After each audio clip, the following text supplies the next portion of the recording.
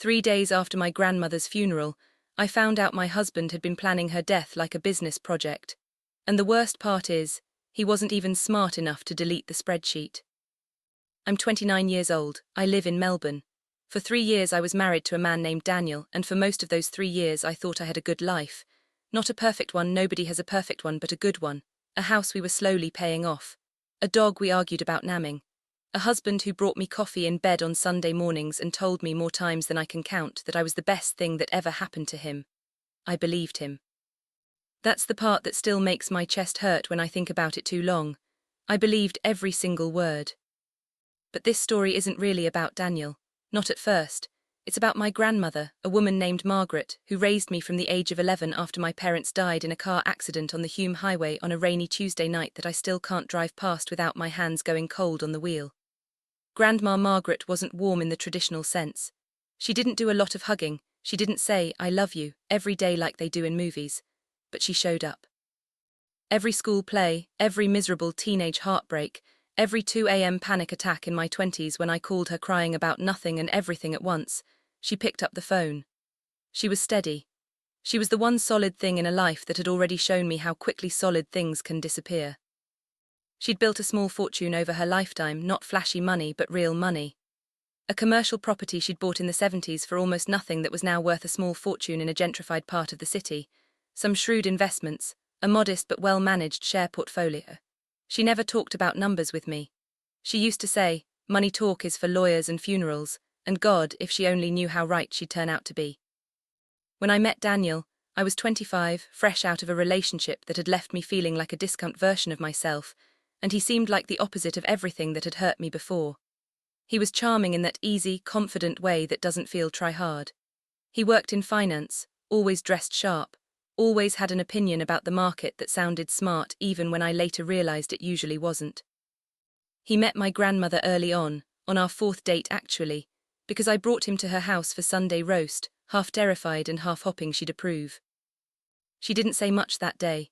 She served the lamb, she asked him about his job, she watched him more than she talked to him. And after he left, she said something I brushed off at the time but that I now replay in my head like a warning siren I ignored. She said, "He's got very good manners for someone who's never had to earn anything." I laughed it off. I said, "Grandma, you're too suspicious of everyone." She just shrugged and said, "I've buried 2 husbands and outlived 1 business partner who tried to rob me blind. I've earned the right to be suspicious." I didn't understand then how much that sentence would come to matter. Daniel and I got married 2 years later, in a small ceremony that Grandma Margaret paid for more of than I ever let on to anyone because she insisted, and because by then her health had already started to slip in small, quiet ways. A tremor in her hand, a slower walk. She'd been diagnosed with early-stage Parkinson's, and though she never complained, I could see the disease chipping away at her like water eroding stone, patient and merciless. For the first year of our marriage, things were good, genuinely good. We built a life that felt, for the first time since I was 11 years old, completely stable. Daniel was attentive. He asked about my day. He remembered small things, like the fact that I hated when people put pineapple on pizza, or that I couldn't sleep without a fan running even in winter. It's strange, looking back now, how easily those small kindnesses can be weaponized. How a person can learn the shape of you well enough to know exactly where to press when the time comes. The slow shift started somewhere in year 2, so gradual I almost missed it entirely. Daniel started asking more questions about Grandma Margaret, not cruel questions, not obvious ones, soft ones. How's she feeling today? Has she thought about, getting her affairs in order just to be safe? Does she have a will sorted? You'd want to make sure everything's clean for us down the line. I told myself this was just a caring husband, thinking practically about a family he'd married into. I told myself that's what responsible adults do, they plan, they think ahead. I didn't yet understand that there's a version of thinking ahead that has nothing to do with love and everything to do with hunger.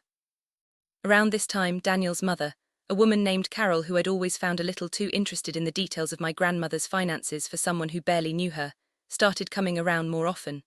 Sunday dinners that used to be just me, Daniel, and Grandma Margaret slowly became 4-person affairs, then 5 when Carol brought her sister along, just to meet everyone properly. I noticed it, the way you notice a draft in a house before you find the broken window. Something cold slipping in through a gap you can't quite locate. Grandma Margaret noticed it too. She was sharper than any of us gave her credit for, even as her body betrayed her more each month. One evening after Carol had left, she pulled me into her kitchen under the pretense of helping wash dishes, and she said quietly, without looking at me, "That woman asks too many questions about things that aren't hers to ask about." I told her she was being paranoid again. She just handed me a plate to dry and said nothing else. But I saw something change in her eyes that night, something calculating, something that I now understand was the beginning of a plan she never told me about, because she was protecting me the only way she knew how, by keeping me innocent of what she suspected until it was too late for anyone to stop her. Grandma Margaret passed away on a Thursday morning in early autumn peacefully in her sleep, in the house she'd lived in for over 40 years. I got the call at 6:47 a.m., and I remember the exact number on the clock because I stared at it for what felt like an hour, unable to make my body move, unable to accept that the one truly solid thing in my life was gone. Daniel held me that morning. He said all the right things. He cancelled his meetings, made the calls, handled the funeral home logistics while I sat on our bathroom floor unable to string two thoughts together.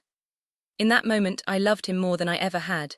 I thought, this is what marriage is for. This is the person who catches you when the floor disappears. The funeral was small, the way Grandma Margaret would have wanted it. No excessive flowers, no long speeches, just the people who actually mattered to her, standing in a quiet chapel while rain tapped gently on the windows, which felt fitting somehow, like the sky itself was giving her a proper send-off. I gave a eulogy that I barely remember writing, my hands shaking so badly I had to hold the paper with both of them just to keep the words steady enough to read. It was 3 days after that funeral, while I was still moving through the world in that strange fog of grief where everything feels both too loud and too far away, that I found the laptop. Daniel had left for a work trip that had apparently been booked months ago and impossible to move, which even at the time struck me as odd timing, 3 days after burying my grandmother, but grief makes you accept things you'd normally question. I was in our home office looking for the folder with our own will documents, something Grandma Margaret's passing had made me suddenly desperate to sort out, because death has a way of making your own mortality feel very close and very real. Daniel's laptop was open on the desk, unlocked, screen still glowing from whatever he'd last been doing on it.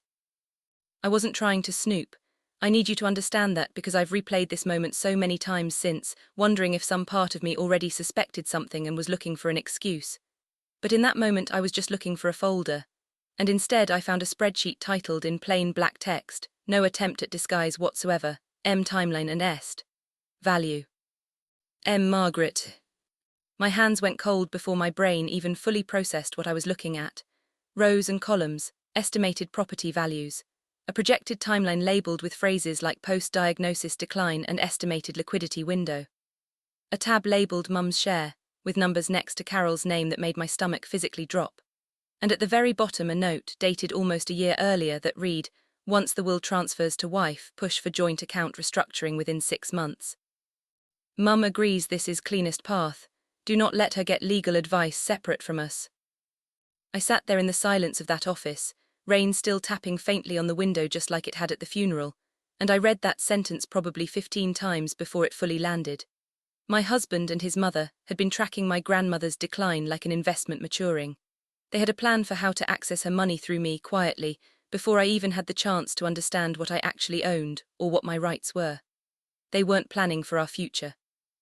They were planning around my grief, banking on the fact that a grieving woman doesn't ask hard questions of the person holding her hand. I want to tell you I confronted him immediately, that I called him mid-flight and screamed into the phone.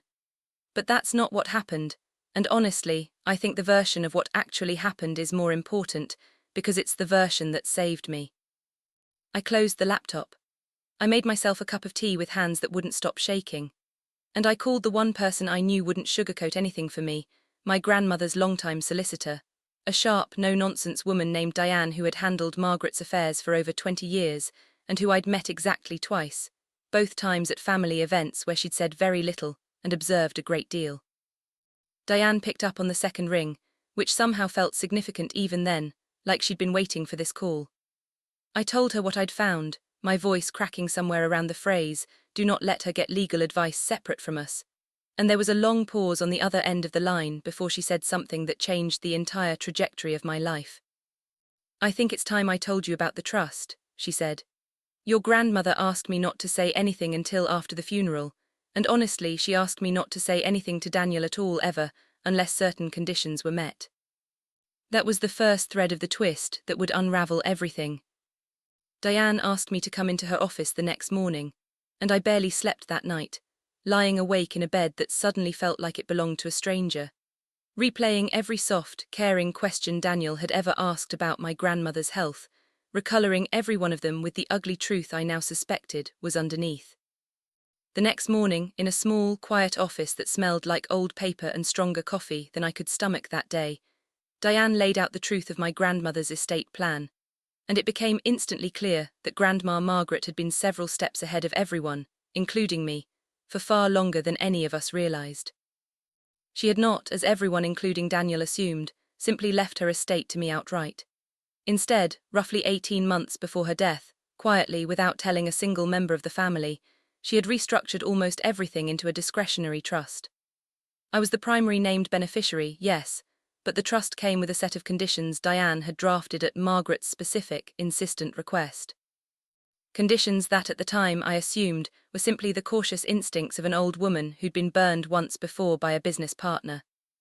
I didn't yet understand that she'd built those conditions like a fortress wall, specifically shaped around a threat she'd already sensed circling. The first condition was that the trust's assets could not be accessed, transferred, restructured, or used as collateral by any joint account, joint asset, or joint decision involving a spouse, unless that spouse's name appeared on a separately notarized document approved by an independent solicitor.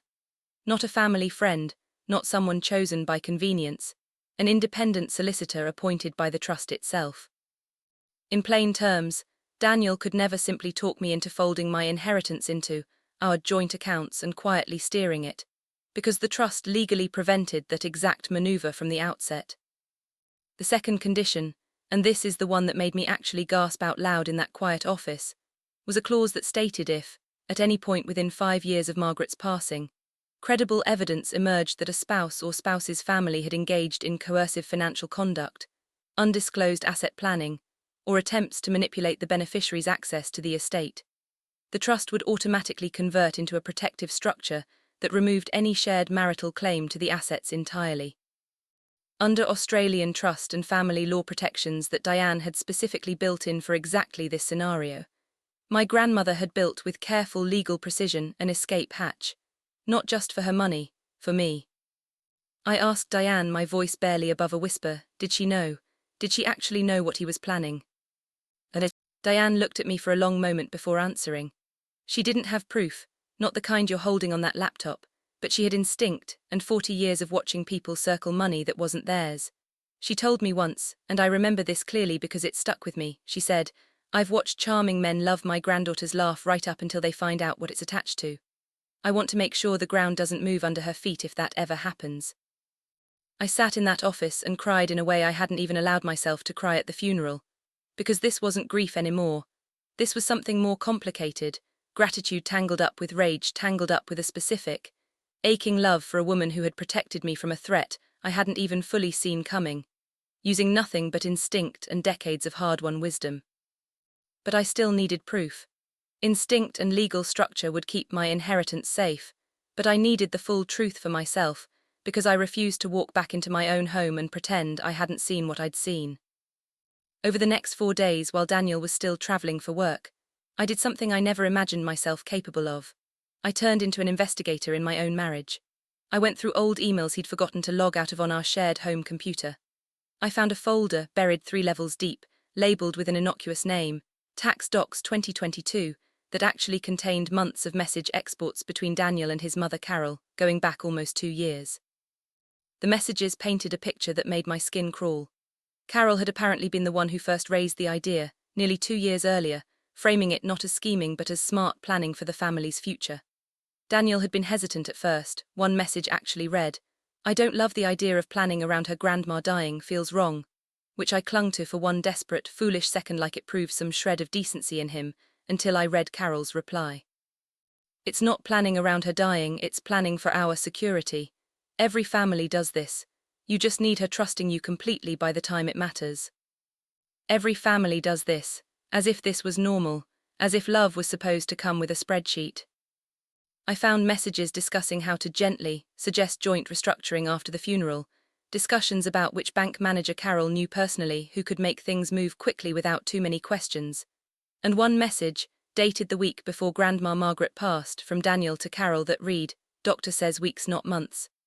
Get everything ready on your end." That message alone told me everything I needed to know about how long they'd been counting down. Quietly, patiently, waiting for my grief to become their opportunity. I also found something else in that folder, something I hadn't even been looking for, that added an entirely separate layer of betrayal I wasn't prepared for. A string of messages, more recent, between Daniel and a woman from his office named Priya. Messages that started professional and slowly, over months, curved into something else entirely. Nothing explicitly physical had happened yet based on what I could find, but the emotional intimacy in those messages, the late-night check-ins, the "I wish things were different," the "you make me feel like myself again," told me that whatever love Daniel still had left in him wasn't fully mine anymore either. And honestly, by that point, that betrayal almost felt smaller compared to the financial one, which tells you something about how thoroughly he'd already broken me down. I printed everything. Every message, every spreadsheet, every damning line, and I brought it all back to Diane, who reviewed it with the calm, unshaken focus of someone who had clearly seen versions of this story play out before, many times in her decades of practice.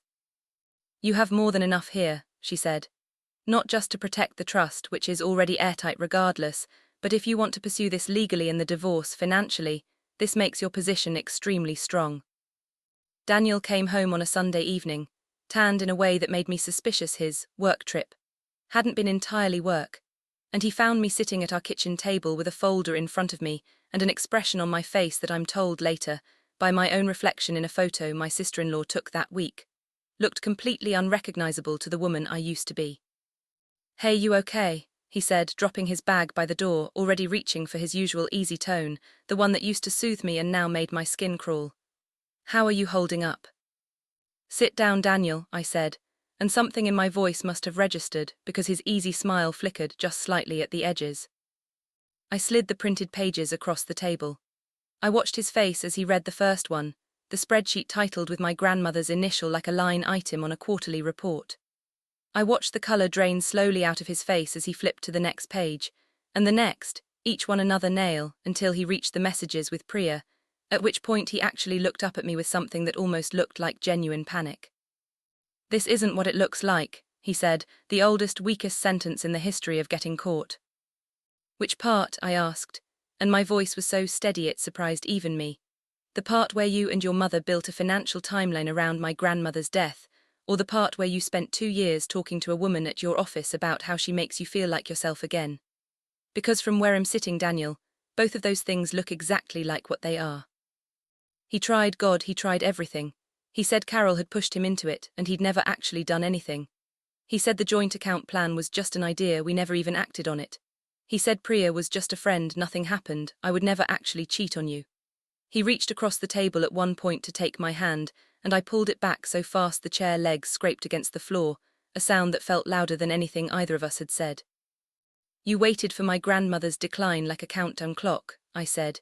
"You held me while I cried at her funeral 3 days before I found a spreadsheet with her name in it. Do you understand what that actually means? Do you understand what kind of person does that?" He didn't have an answer.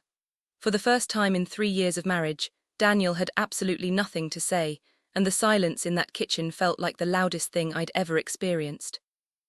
I told him I wanted a divorce that same night. Not in anger, though there was plenty of that underneath, but with a strange, calm clarity, the same clarity Grandma Margaret must have felt when she quietly restructured her entire estate without telling a single soul. Protecting the people she loved from threats they couldn't see yet themselves.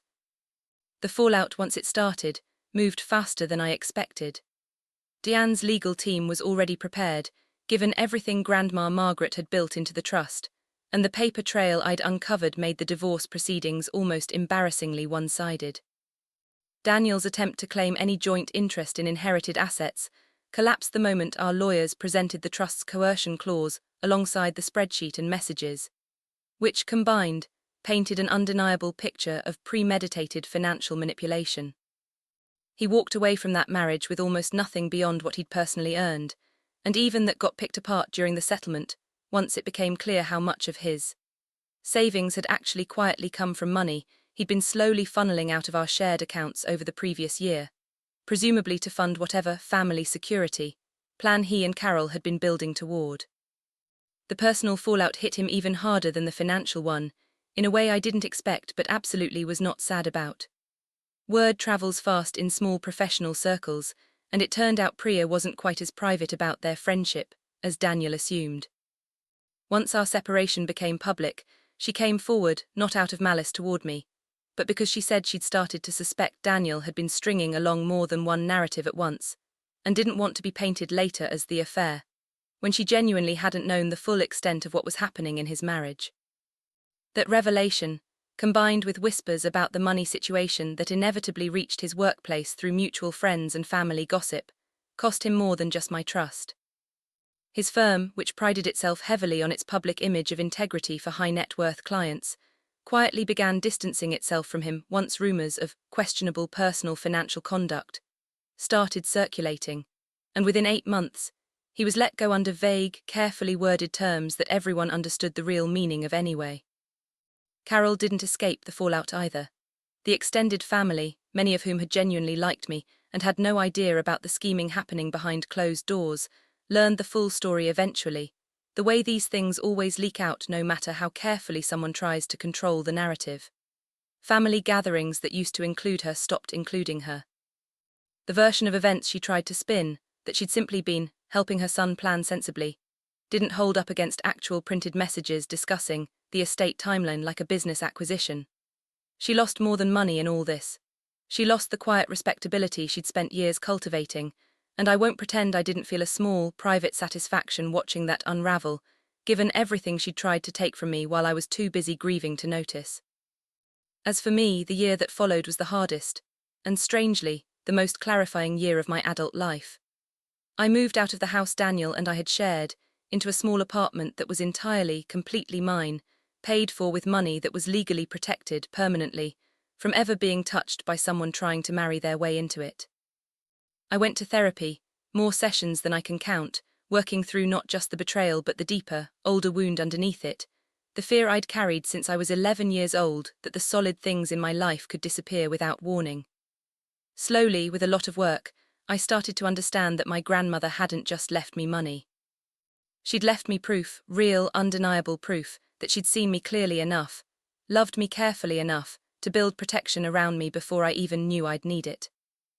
About a year after the divorce finalized, I met someone, not through some dramatic meet-cute, just through a mutual friend at a low-key dinner I almost didn't go to because I was tired and not looking for anything.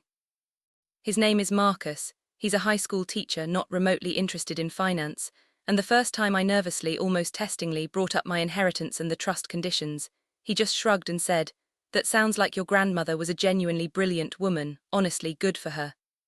No follow-up questions about numbers, no lingering interest in logistics.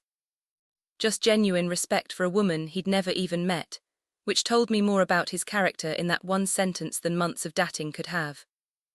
I visit Grandma Margaret's grave every few weeks now, and I talk to her the way I used to talk to her on the phone at 2 a.m., half joking, half serious, telling her about my life, my new apartment, Marcus, the ridiculous dog I finally got, and named after her favorite old film star because I couldn't think of anything better. Sometimes I laugh out loud at her grave, imagining the look on her face if she could see how thoroughly her quiet, careful planning saved me from a disaster I hadn't even seen coming. How a woman who never once raised her voice in her entire life managed to build the loudest, most protective statement of love I've ever received. Buried quietly in the fine print of a legal document she made sure I'd never have to read until it mattered. People sometimes ask me, when this story comes up, whether I regret not seeing the signs sooner, whether I feel foolish for trusting someone who was counting down my grandmother's remaining months like an investment timeline. And here's what I've come to understand slowly over the past 2 years. Trust isn't foolish. Trust is what makes a life worth living, what makes love worth risking in the first place. What's foolish is a world that lets people weaponize that trust without consequence. And what saved me wasn't suspicion. It was a woman who loved me enough to build consequences into the foundation before the betrayal ever had the chance to fully land. My grandmother used to say money talk is for lawyers and funerals. She was right in the end. in a way I don't think even she fully anticipated. It took a funeral and a very good lawyer to reveal the truest, deepest kind of love she ever showed me. Protection built so quietly, so far in advance that by the time I needed it, all I had to do was walk into an office and let her voice, one last time, tell me I was going to be okay.